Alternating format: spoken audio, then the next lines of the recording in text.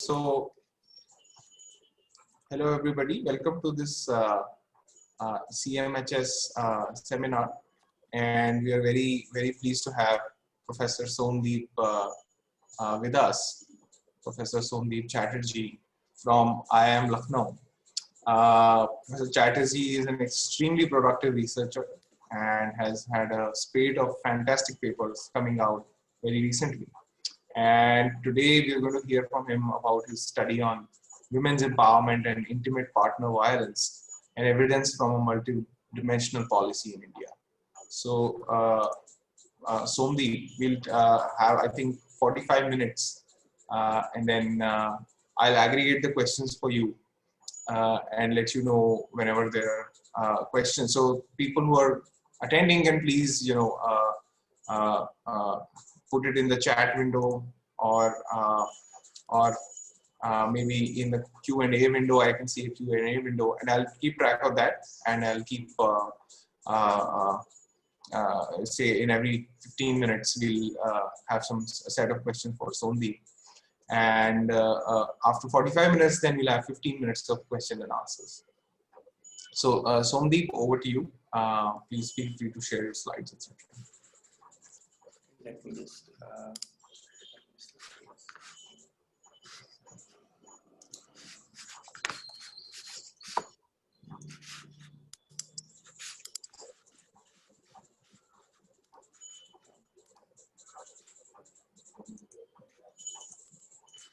you see my slides? Yes. But is it shows that it's frozen here, so I'm not sure.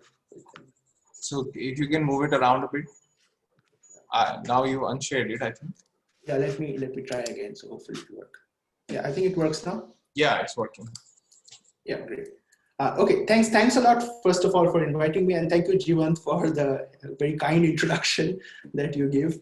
Okay, so this, as you said, it's a project on women's empowerment and intimate partner violence. This is joint work with my advisee here at IIM Lucknow, Prashant Poddar, who's also a job market candidate. So I'll start with a set of sad facts, actually. Those of you who are familiar with this kind of literature would know that the incidence of intimate partner violence is kind of frightening. It's very high. So about 1 in 3 women who have ever been in a relationship have reported that they have encountered some form of intimate partner violence in their lifetimes. And it's a fairly pervasive problem. So it's not necessarily a problem that is specific to developing countries. So it's a fairly pervasive problem. So if you can see these figures, it's probably the largest in parts of Africa, South and East of Asia, and of course the Middle Eastern region, but it's still there in the Americas, Europe, and anywhere you can think of, for that matter. In terms of the numbers for India, so there's this paper by Sabri and Campbell who try to look at it, they break it down by states. So it's the average, national average is again around 35-36%. And it ranges from 6% in Himachal Pradesh to 59% in Bihar. So you can kind of imagine that it's very prevalent, right? Okay, so of course this is a major public health issue, and World Health Organization has of course identified this as something that leads to fatal and devastating health outcomes, which can range from severe disabilities to even death in very extreme cases, right? So there's a considerable body in the public health literature which identifies several problems that are associated with IPV, not just causing IPV, but also as a result of intimate partner violence. So I briefly summarize this literature here. There's a literature on mental and neurological disorders. This can be a result of substance abuse problems. It can lead to sexual and reproductive health problems, particularly with low birth weight, pregnancy termination, and even HIV contraction. So there's a wide body of literature which acknowledges the problems associated with this major evil in that manner. Okay, so what about the efficacy of policy efforts? Because if this is a pervasive problem, then there must have been some efforts that have been taken to kind of try and address this problem. So Neolon, in a very detailed review, points out the various categories of policies that have been undertaken globally, actually, to address the issue of intimate partner violence.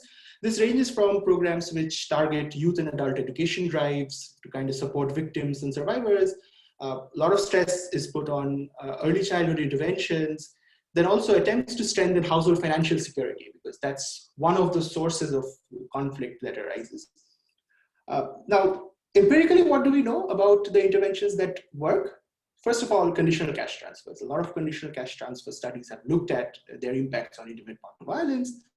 Then there's a niche domain of other types of interventions such as informational campaigns. So these deal with behavioral and awareness training campaigns, even innovative programs like edutainment or participatory theater. Right? So some of Abhijit Banerjee's work, also some of Kara Hoff and Jyotsna Jalan's work with participatory theater groups in West Bengal, where they kind of enact scenes and then hope that that drives home a message. And eventually they have documented some evidence of reduced IPV. But the motivation of our paper is, what about women empowerment programs? Now, you know that there is a massive emphasis on women empowerment programs in developing countries particularly. And you can understand why, because a lot of this is thought of to be a result of the gender gap, right? The gender gap leading to some kind of conflict, maybe lowering the bargaining power, the relative bargaining powers in the household, eventually spurring on intimate partner violence. So many programs which are targeting women empowerment actually improve human capital investments, or maybe the financial stability of women. So that makes them economically stronger, maybe socially empowered, right? So this potentially can narrow this gender gap. So if the IPV was manifesting through the gender gap problems in the first place, then potentially women empowerment programs should have an impact on intimate partner violence. So empirically, however, the impacts of women empowerment policies on violence is, it's actually very little, and the little that exists is kind of inconclusive. So there are a few exceptions, such as a recent paper on intimate partner violence using an RCT in Vietnam, which was done by Bulte and Lensing, and they find that the women empowerment program actually has some perverse consequences, right? Even though this program has had positive impacts on empowerment, which has already been documented in the literature. Green in their paper find that business training programs make them more entrepreneurial. The women are more likely to be much more self-sufficient in conducting their own businesses, but there is no evidence that this actually leads to a lower incidence of IPV. So what is our paper doing? Our paper is actually targeting this specific literature gap. We're trying to look at the link between women empowerment and intimate partner violence. And what we do is we study a women empowerment program from India, which is in short known as the SABLA program, but the actual official name of the program is Rajiv Gandhi Scheme for Empowerment of Adolescent Girls. So this was a multifaceted policy support program, which was launched in late 2010. I'll give you the details of the program, also the rollout and what are the characteristics of this program a little later. So it roughly reaches 10 million adolescent girls in the age group of 11 to 18 annually. It includes a lot of components. As I said, it's a multidimensional policy. So it includes a nutritional component, it includes a health component, education, job training, support, and various other things for the eligible cohort. So what is going to be the contribution? The contribution is that we're going to provide the first evidence of a positive impact of such a multidimensional program on incidence of intimate partner violence. Now, before I actually move into the policy with more details, let me just talk a little bit about what we think is lying behind the issue of having mixed evidence of women empowerment programs on IPV. Why do they not necessarily work? Why do some people find perverse consequences, others find no effects, and maybe we are ending up finding some positive effects? What explains this in general? So if you think of it, the potential channels are actually ambiguous, right? Because if you think of a women empowerment program that works, this empowerment may lead to higher monetary resources being brought in by the women, but this eventually might lead to status conflict, which is going to increase IPV potentially, as is documented by the literature. Conversely, however, if you think that this higher income means increased bargaining power, at least in the relative sense, and reduced scarcity, then this might lead to lower IPV, right? Similarly, a very interesting paper by Chin in 2012, he points out that better job prospects actually imply lesser contact time at home, so lesser exposure to IPV in that sense. So this is kind of the counterfactual of what has happened during the pandemic, because a lot of people have said that because of the lockdown, now the incidence of IPV has gone up, which is kind of the opposite of exactly what Chin's paper talks about, because now women are spending more time at home because of the lockdown, not going out for their jobs, which means that there is more exposure to this hostile environment. Again, a very interesting paper by Iswaran and Malhotra in 2011. They point out that better anthropometric health outcomes for women can lead to lower incidence of intimate partner violence. So you can see that various programs have various effects depending on the channel through which they're operating. So it's not really clear what the overall effect is going to be, which is why a multidimensional policy is good, because it kind of allows us to estimate a net effect. A net effect because there are several channels that we talk about. So SABLA has the health component, it has the financial component, it has education, everything is there. So it's kind of a net effect of these several interventions all taken together. The closest study that is related to our paper is the paper by Bandiera. In fact, series of works by Bandiera, where she collaborates with the NGO BRAC. And they also have this randomized multifaceted intervention. And they look at sexual violence, and they find that this multifaceted intervention actually led to lower sexual violence if information and training was provided in a safe space environment. Okay, so now that I've set up the motivation, let me give you a brief background of the SABLA program in general, what SABLA exactly was bringing to the table. So firstly, there was a component of nutritional support, or what the program report actually calls a take-home ration. There was information on accessing public services, like how you could get these benefits that you're entitled for, guidance on family welfare, reproductive and sexual health, and childcare practices as well. There was a component of skills training and vocational training. I'll again talk about each of these components and how they differed based on the status of these adolescent girls in a couple of slides from now. Now, what was the eligibility? Eligibility was the age group of 11 to 18-year-old girls. So, but there was a distinction that only 11 to 4, this eligibility was 14 to 18 years if the girl was in school. So 11 to 18-year-olds if the girl was not in school. So I must clarify that. Okay. So there was a district-based rollout. So it was not necessarily a universal program. So it was rolled out in 205 districts in the country. Now, how were these 205 districts chosen? So they were chosen based on four criteria. Sorry. The four criteria were dropout rates, literacy, age of marriage, and labor force participation of adolescent girls. So pre-policy figures for all of this. And based on that, they were clustered into various categories into very good performing states, moderate performing states, and poor performing states based on a composite index of these. And then based on these four criteria, 205 districts were chosen. However, we're not exactly sure if it was randomly chosen. Otherwise, this could have been a very nice source of clear exogenous variation that we could have exploited for our identification, which is why we just don't compare these 205 districts to the other districts, but we try to bring in another dimension to our identification as well. But I'll talk more about identification later. Okay, so these are the districts. As you can see, they are fairly spread out. So you can't really say that there's a geographical bias or any kind of pattern involved in which districts were chosen, right? They were just chosen based on the criteria which I mentioned, and it's kind of spread all over the country. Okay. All right, so a little bit more about the background. So the components of the SABLA program, they varied based on whether the girl was in school or whether the girl was out of school.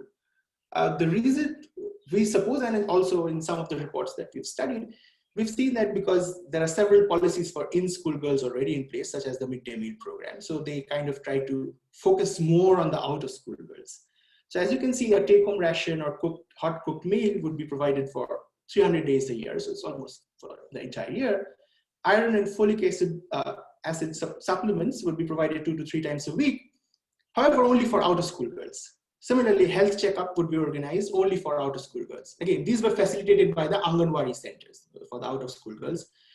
This was done through the Anganwadi centers. Nutrition and health education, again, both out of school and in school girls had this component. However, it was much more frequent for the out of school girls. Similarly, counseling on sexual health, family and childcare practices, much more frequent for the out of school girls. Life skills education, much more frequent for the out of school girls. Vocational training, again, not there for in school girls, but definitely there for out of school girls and at a frequency of 2 to 3 times a week. Okay. Okay, I'll move on to the estimation now. But are there any questions, Jeevant, that I should take at this stage? Yeah, I think this is a good stage to ask a few questions. So Chirantan has a question. Chirantan, would you like to say? So can you expand SABLA? What is SABLA standing for? I don't know what it stands for. I don't think it's an acronym. It was just SABLA means that, you know, someone who is like self-dependent, I think. So that's what it stood for. Okay. And I think so it was not really used as an acronym. So if I could go back. Yeah. So this was the program name. Jeevant, you were saying something? No, I actually want, I should not, because I was trying to expand on what you asked. So please, can you do so? Can you go to the map that you just showed? Yeah.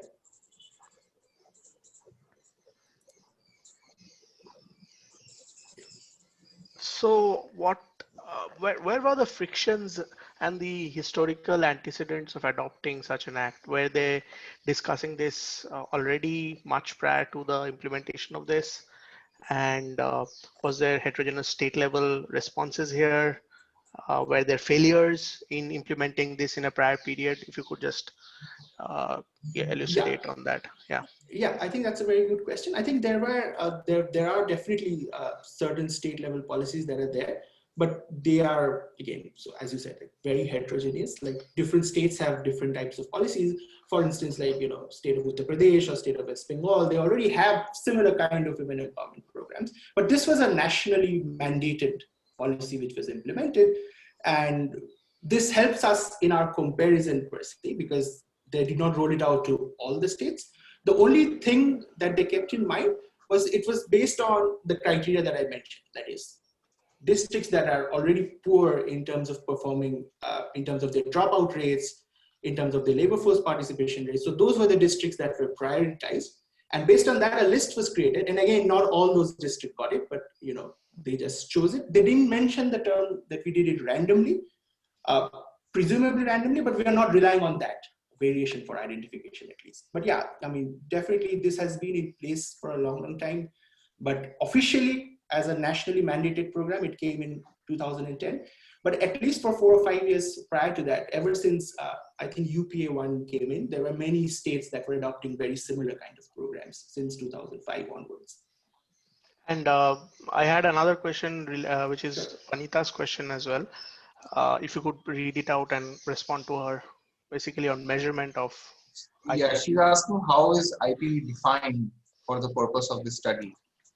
Yeah, I will just get to that when I get to the data section. She's also asking how women empowerment is defined, as it is a multidimensional construct.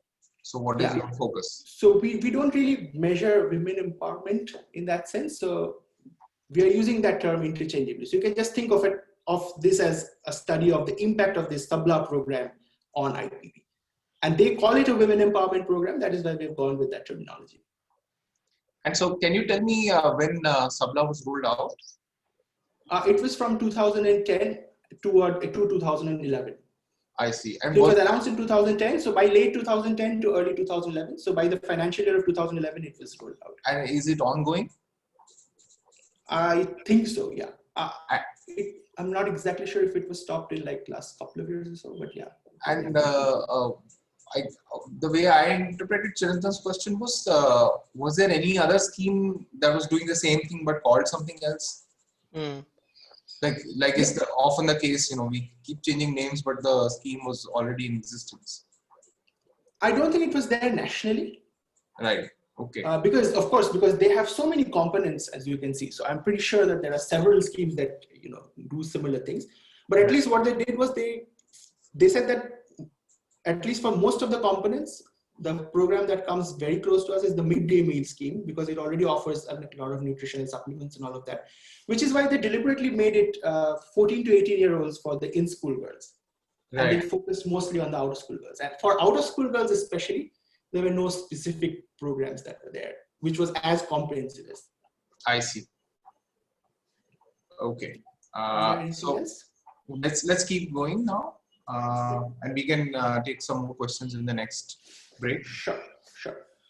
Okay, so let me talk a little bit about the estimation. Of course, now, if we're interested in identifying the effect of this program on intimate partner violence, now what would be the ideal scenario? It could be if we could randomly assign this policy, which is usually experimentally imposed.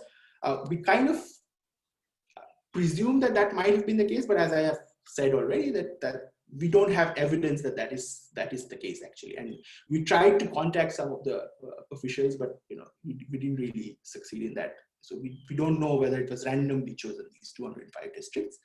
Now, Bandiera's paper, as I said, they actually implement an RCT by themselves in collaboration with the NGO. So it's fairly clean in terms of the identification there. And their program is very similar to the SABLA program, right? So their program, I forget the entire name of the program, but it's abbreviated as ELA, which they are implementing. They have various components which are very similar to SABLA. So although it was not necessarily modeled on this, the concern that we had was we cannot compare these SABLA districts to the other districts because it's clearly endogenous, right? So it's clearly endogenous.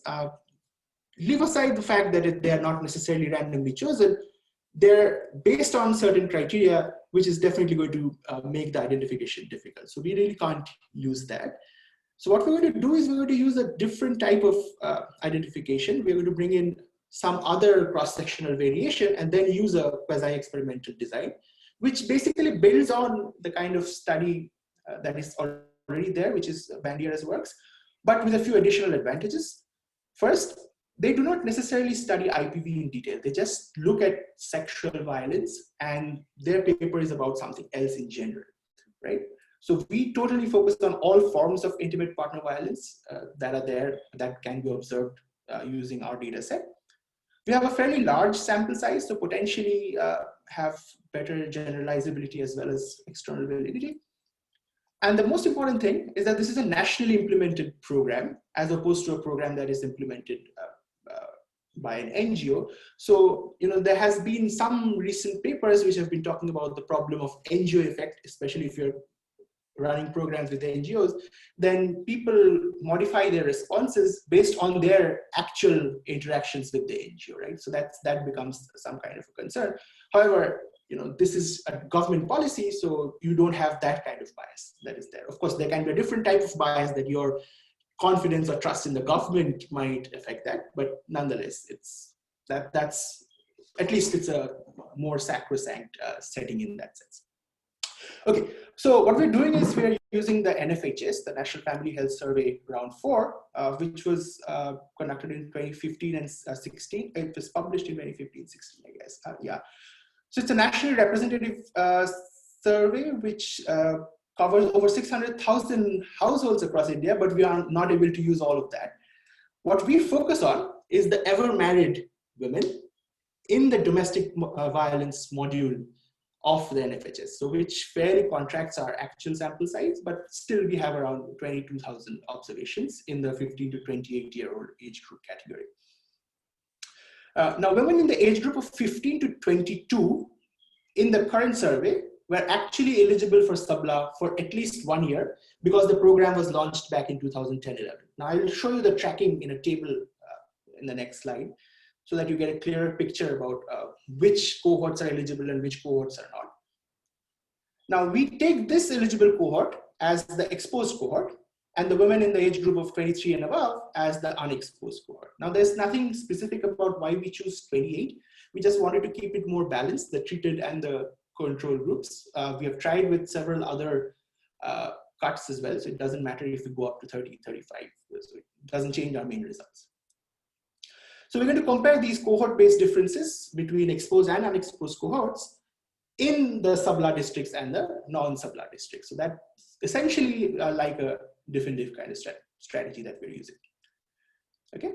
We are also using NFHS 2, which is, I think, 15 years older than NFHS 4, to provide support to our ID strategy. Now, we are constrained to do this. We cannot use NFHS 3 because they unfortunately do not provide district identifiers. We would have loved to use NFHS 3 for our falsification and parallel trends kind of checks.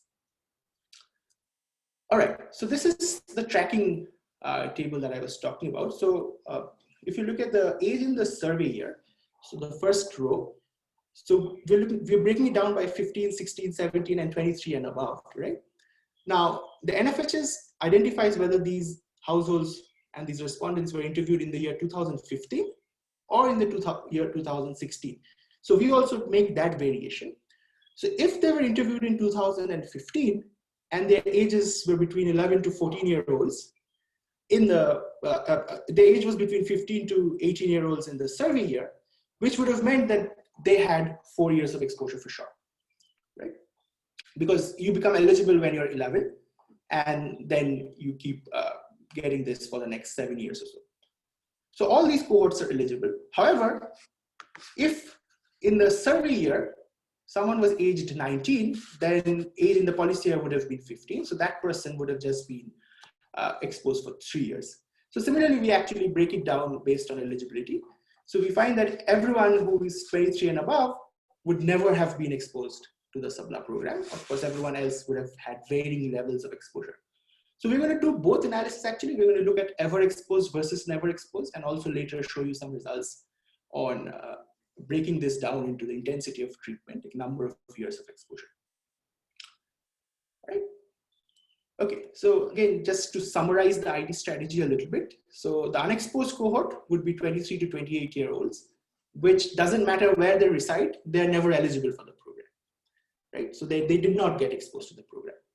The exposed cohort, which is 15 to 22-year-olds, if they were in the SABLA districts, only then they would have gotten this program, or at least be eligible for the program. If, however, this cohort was in the non-SABLA district, they would still be ineligible for the program. So this gives us the source of variation, which we're trying to exploit to eventually identify the effects. Again, we are constrained by the fact that NFHS restricts its data to 15-year-olds and above. So we don't have data below 15-year-olds at all. And again, it would not necessarily be relevant for IPV in either way, right? So very, very few people would have been in a partnered relationship between 11 and 15, at least in terms of being exposed to IPV. Okay, so what we're going to do is we're going to look at the effect of being exposed to this SABLA program, and this is essentially a reduced form exercise. So just think of our estimates as intent to treat estimates. So we're going to run this. This is going to be our outcome, Y, for individual I in household H belonging to district D. We have district fixed effects, age fixed effects, and also state by age fixed effects. And then we are using this interaction where ever exposed I is a dummy variable if you are exposed or not exposed. And SABLA district D is the dummy variable for an indicator of whether the district is among the 205 districts or not.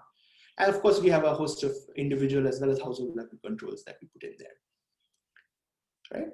And we're clustering the standard errors at the district by age level, because that's where the variation comes from, right? So district as well as age cohort. Okay, so first set of results that I want to show you. This is a good juncture again to invite any questions on the empirical framework. Yeah, let me answer the question that was left unanswered from last time, which is how we are actually measuring the intimate partner violence. So yeah, if I could click this one. So this is from the survey.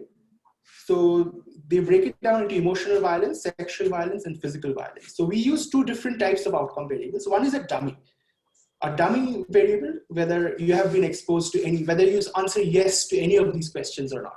So it takes the value 1 if you answer yes to any of these questions, and 0 if you answer no to all of these questions, right?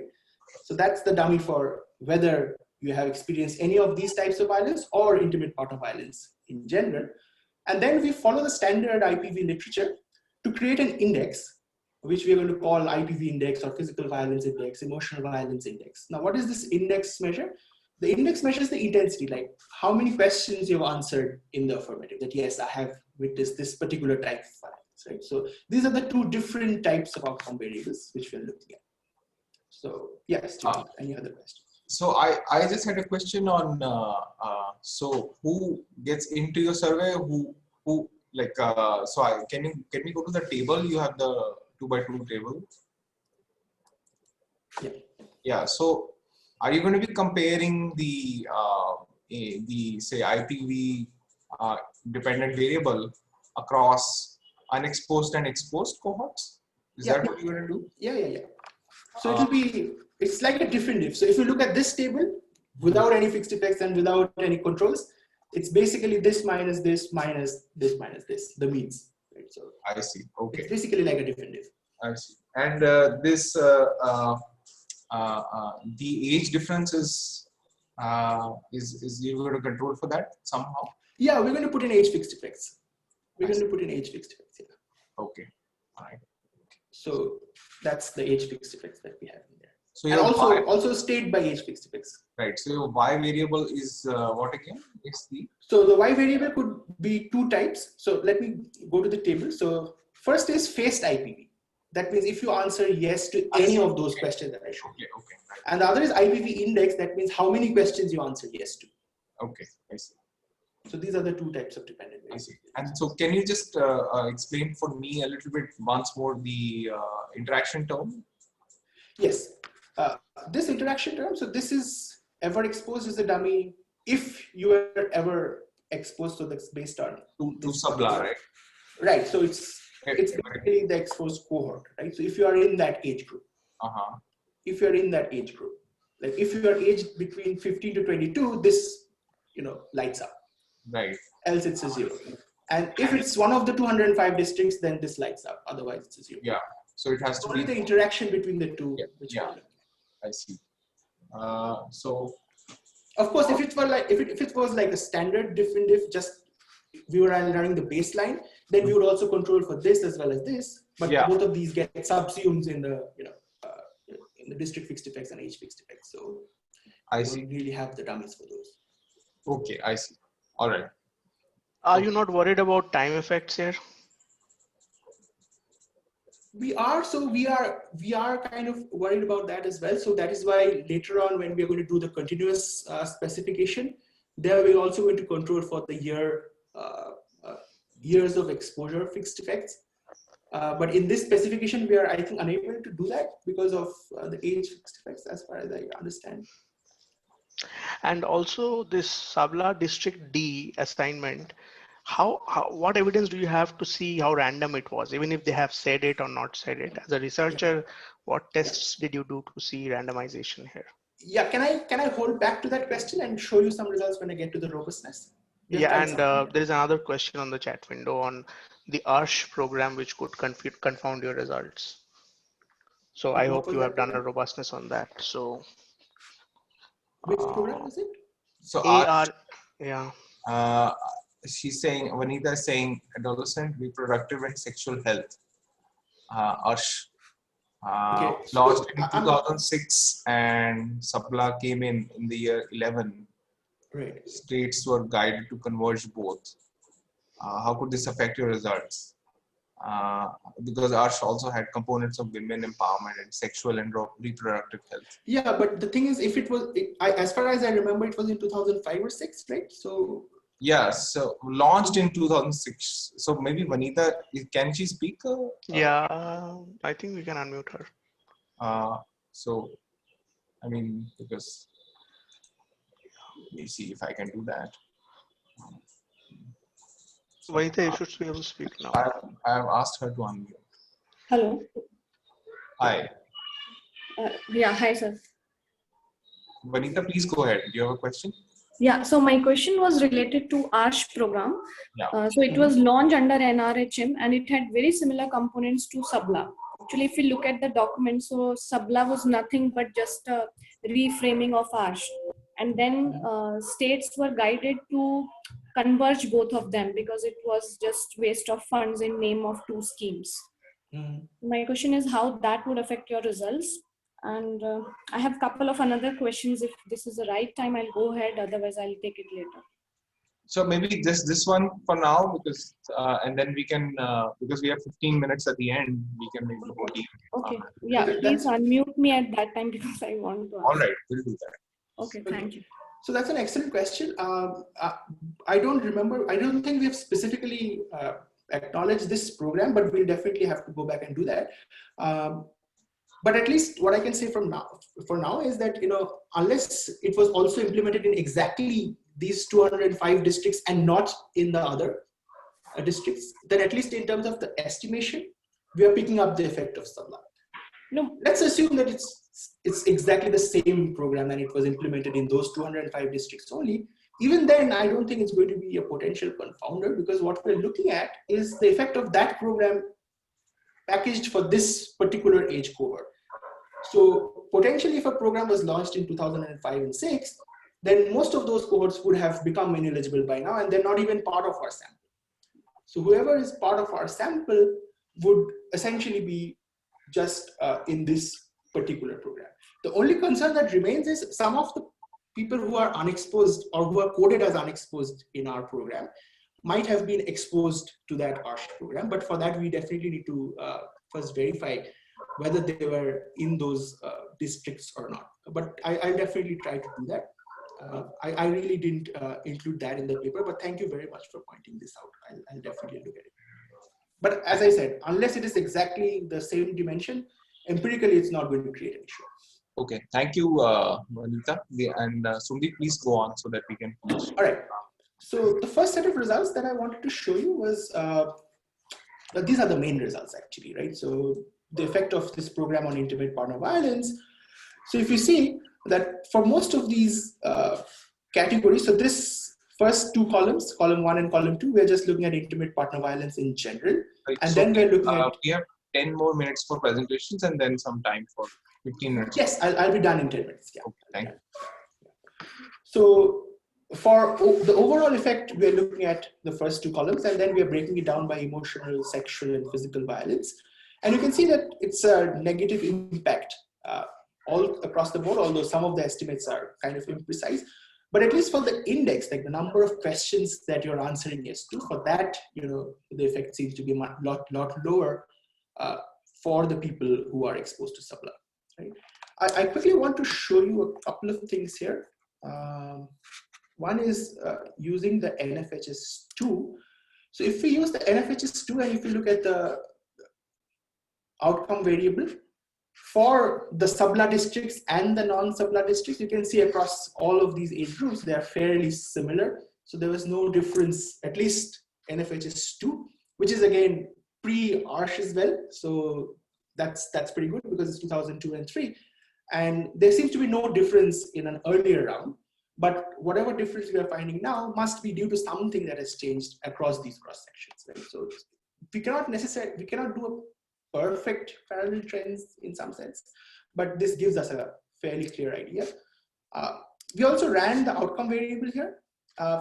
Physical violence, you can see the effect is null. There's no effect at all using NFHS2 database. Okay, of course, I'll not show you the disaggregate measures, but we also look at the effects for each of those answers based on all the questions that were there. Okay, some effects on the husband's attitude or the husband's behavior. So these are potentially some of the driving forces behind these results. So whether the husband wants to limit the contact that the woman has with her family, that is now less likely. Whether the husband has any trust with your money, well, no trust with money is less likely. For the others, we find negative effects, but not necessarily precisely estimated. So only for these two, we find some precise effects. But what is happening is across the board, you always find a negative point estimate at least. We break it down by rural and urban, and we find that most of the effects are driven by the rural samples. Not much effects that we can observe in the urban sample, although the sample is also pretty small for the urban households. Now there can be various explanations for this, but again, due to paucity time, I'll probably skip some of those and I'll show some more interesting stuff. So again, some of the channels that we've quickly tried to identify, anthropometric health outcomes based on Eastwood and Malhotra's paper, we find that there is increases in the heights and the weights. That these are higher for the people exposed to SABLA. We do not find a significant effect on BMI, although it seems to be a little higher. Literacy and labor market effects. Literacy is higher for the exposed cohorts. Whether they are more likely to be employed, that is higher for the more exposed cohorts. So we kind of posit that it could be potential channels that explain some of the findings. Why this multidimensional program is going to lead to a IPV reduction or a decline in IPV if we had a time series, then you can think of these as potential channels. The final one is whether the woman has more say in her earnings, and we see that yes, it's a fairly large effect here. So it's like 9% more likely to have a say in their own earnings, like what to do with their earnings, right? Of course, there's no significant effect on the say in their husband's earnings for that matter. Okay, so now I want to come back to Professor Chatterjee's question earlier as to what we could do to try and understand whether these districts were random or not. So what we've done is a counterfactual kind of simulation exercise. So what we've done is not pick the actual 205 SABLA districts, but instead randomly assign 205 chosen districts from India as SABLA districts, and then rerun the specification, and then repeat this simulation 1,000 times. Okay. But why don't you create synthetic controls? Sorry? Why don't you create synthetic controls instead? I think to create synthetic controls, we would need high frequency pre-period data, which we do not have. Okay, okay. That's the reason we can't do that. But we do this test of exact randomization in here. Mm-hmm.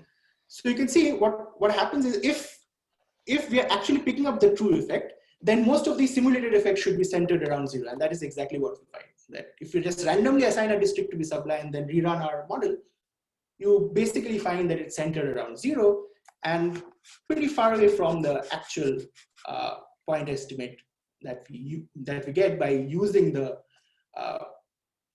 actual SABLA specification as well, right? So, and we also map it based on the confidence interval. So majority, I think 90% of these estimates are insignificant anyway. Okay. We also do the same exercise, but instead of randomizing the districts, now we randomize the eligibility, right? So we pick out those ages. So we have like 15 to 22-year-olds who are eligible, but now we randomize this eligibility condition as well. Because if we're identifying correctly, then this also should give us null effects, and that's exactly what we find as well. So again, centered around 0. So this is some kind of robustness exercise which we perform to give some support to our idea of identification. The other thing that we do is use actual years of exposure. Here we are having a bunch of other fixed effects coming in as well. So now we are interacting SABLA district with not a dummy for eligibility, but instead the years of exposure, the number of years you were actually exposed to this program. I think I have 5 minutes, Jeevant, I guess. Yeah, so I'll quickly run through the results. So fairly similar results, not much changes using this specification either. So we have very, very similar results, like across the board going down, but kind of imprecise for some of these findings, at least for the dummy variables, it's kind of imprecise, but for the indices, it's more or less holding up. Okay, we actually spent a lot of time on this issue because with IPV, one of the major concerns is underreporting, right? Whether you're more likely to report or less likely to report, that might actually mess up some of our analysis. So what we have done is we have looked at the subsample of uninterrupted interviews. That means where an interview was not interrupted by a senior or an elder or someone else in your household, right? So you could complete the entire interview uninterrupted, and there we find that the result is very, very similar. If we just focus on the uninterrupted sample, I mean, there's not much we can actually do to take care of this underreporting, but these are a couple of things that we've tried. The other thing that we've tried is whether the respondent is more likely to report intimate partner violence based on this particular variable, if you look at it, whether the mother faced intimate partner violence. The idea is that if you're more likely to report whether your mother faced intimate partner violence or not, then at least you're more likely to truthfully reveal intimate partner violence that you are facing. And you see that the results are very similar even after controlling for this. And across the board, this is very, very significant, right? So this is significant for all of these specifications that we run. Okay, of course, this is still work in progress. So if you have some suggestions on how we can, what else we could do to try and take care of this underreporting, I'd be very happy to discuss them. Yeah, for robustness, again, so these are age cohorts. So instead of looking at all the ages together, we look at 15 to 24, 15 to 25, and like gradually, and we do it for the upper end as well. So I didn't report all of that. What is the interpretation that the extensive margin is showing no effect, but the intensive margin is in the previous table? Across ages in the previous table. Yeah. So here, right? That age cohort, yeah. Yeah. I think, yes, that's a very good question actually, but I think the idea is, so in the literature, people say that if it's more specific, you are more likely to be, because these are, again, the cohorts are probably rural, mostly rural and backward regions of the country. So if you just go and ask them that if we have witnessed some kind of intimate partner violence, they might say no in general. Because there's also this tendency to justify some of the violence, even among women, which is unfortunate, but it's true. But if you specifically ask them that, have you ever been pinched, or have you ever been hit, or have you ever been pushed, then they're more likely to say yes. So that could be the idea.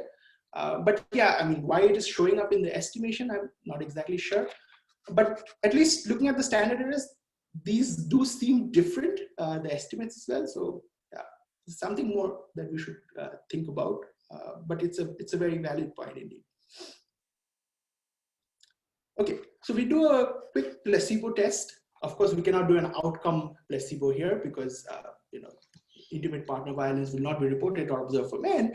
What we can do is we look at the channels. So we said that literacy and employed were the two significant channels that we estimated, which suggest why this women empowerment program is leading to lower intimate partner violence.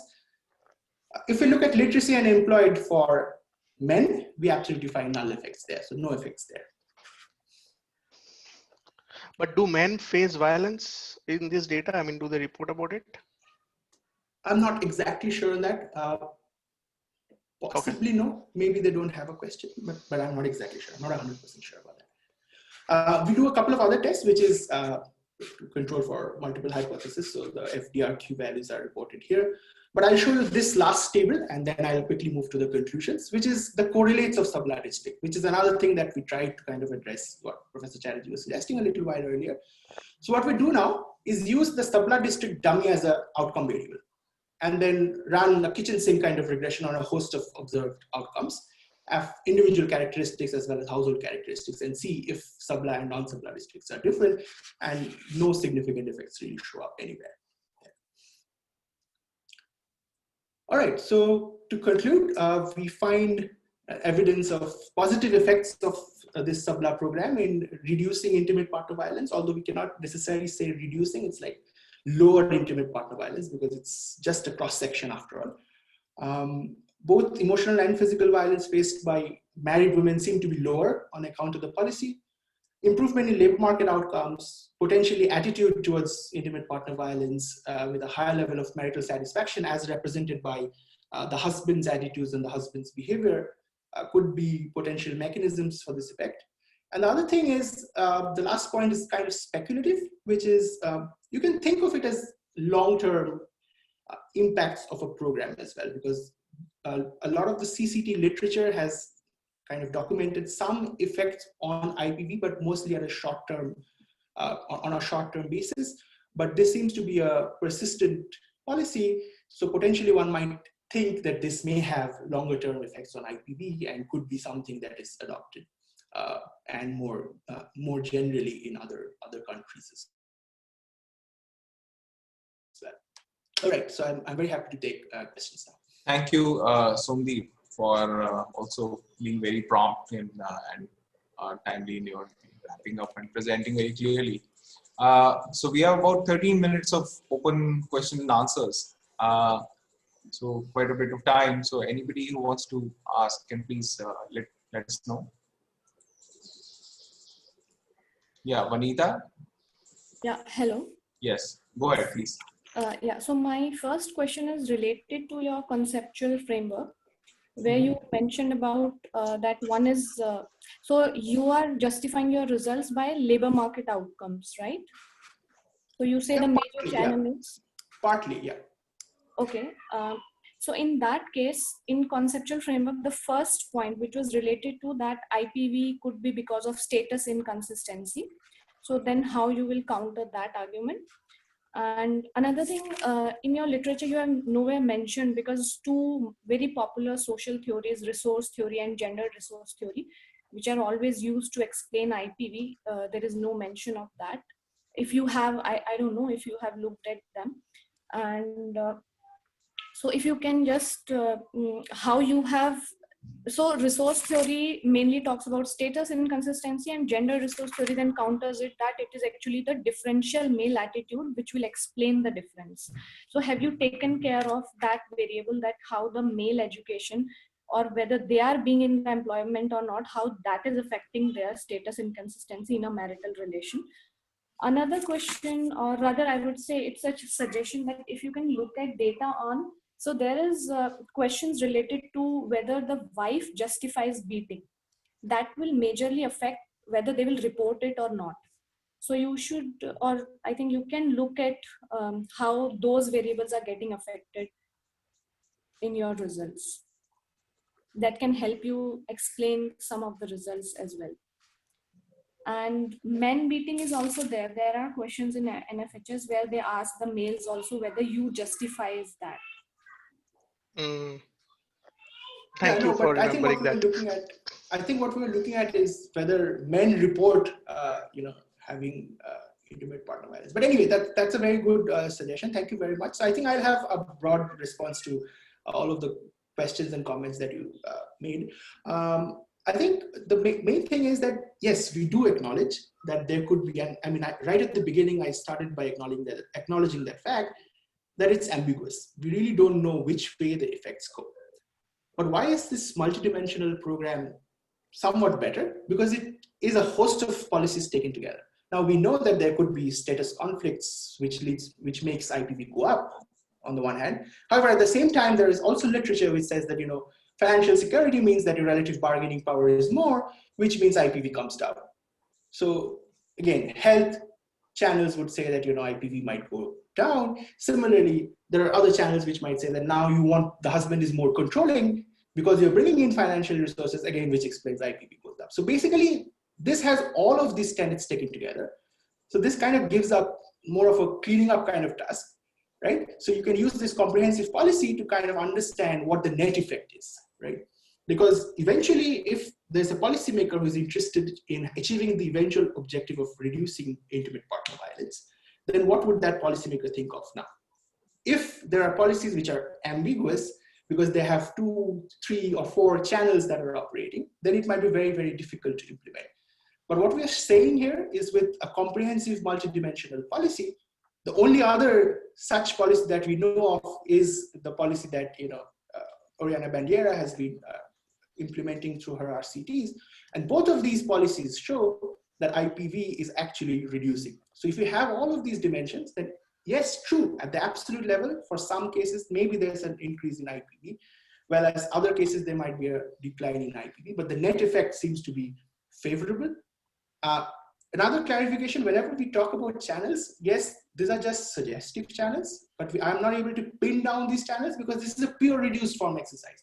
So that caveat is always there. So these are pure intent to treat effects, and these are just speculative channels in some sense that we're trying to figure out.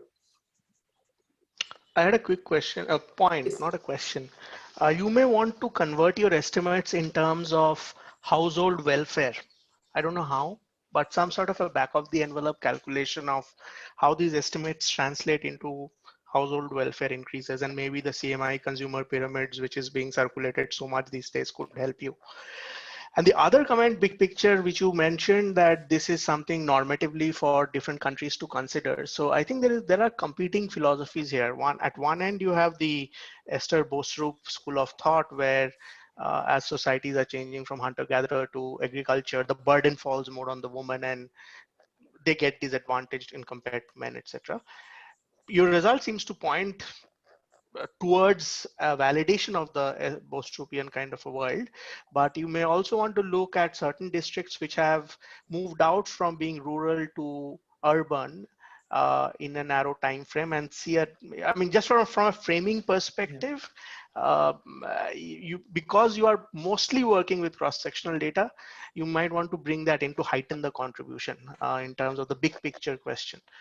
That may help you. So just engage with the Bostrup hypothesis literature, which might give you a larger like contribution to make claim for when you go to good journals. Is one comment. Thank you. That's excellent, really. Excellent suggestions. Thank you very much.